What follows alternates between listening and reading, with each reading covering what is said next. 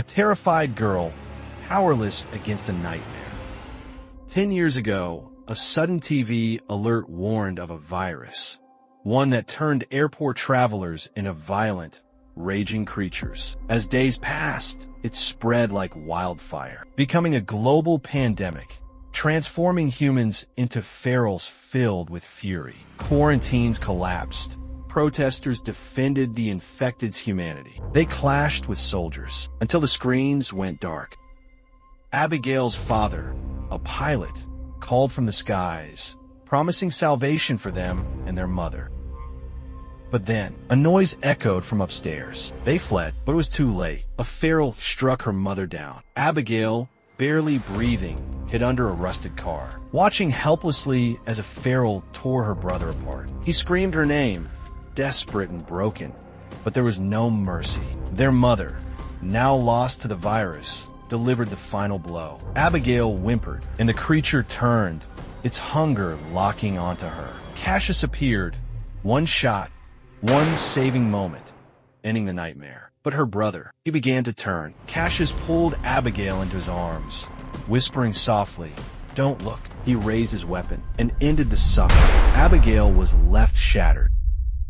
Cassius raised her in a world reclaimed by nature. Cities swallowed by vines, streets silenced by fear. He taught her to hunt, to fight, to survive. Her first clean deer shot made him nod, a rare, fleeting smile. "Not bad," he said, "but next time, wait." At their camp, a tripwire snapped, a warning. A feral was near. They ran into the night. On the open road, Cassius sharpened her instincts, honed her reactions, perfected her aim. Then came Megan and David, a hopeful couple, searching for a riverside colony. Abigail reacted too quickly. One shot killed a feral, but also struck a man. The survivors blamed her. Tension rose like a storm. Before anger could boil over, the horde descended. Abigail and Cassius fought back to back, relentless, protecting Megan and David, holding the darkness at bay.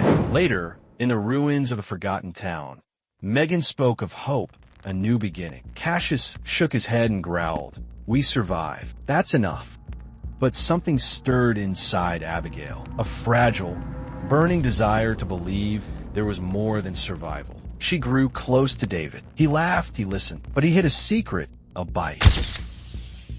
Their journey led them to Norton's house, a place that promised warmth and safety. It was a lie. They were drugged and awoke chained beneath the floorboards. In the flickering dark, Abigail saw Norton's wife, a ferocious feral, controlled by a horrific device. David, half-turned but clinging to his humanity, managed to free them. Cassius fired. Norton fled into the night. Megan screamed. The baby was coming. They escaped, but the horde followed like shadows. David stayed behind, buying precious time. From a sea of ferals emerged a towering figure.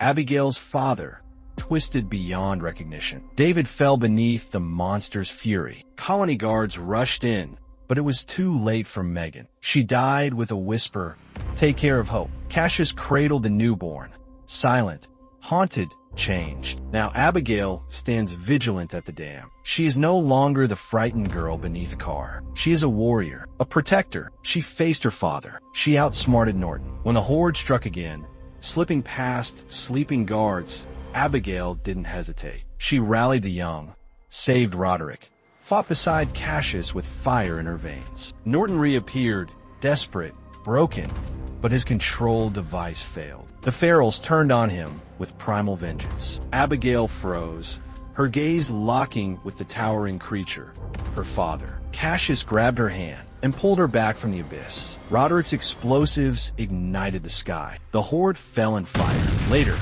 as smoke choked the ruins, a lone feral lunged from shadows. Abigail waited, breathed, and fired. One clean shot. Cassius survived. With Norton's stolen generator notes, Abigail leads the rebuilding of the dam. Megan's daughter, Hope, grows strong under her protection. The old colony burns in the distance. But Abigail does not look back. She walks forward, head high, heart unbroken.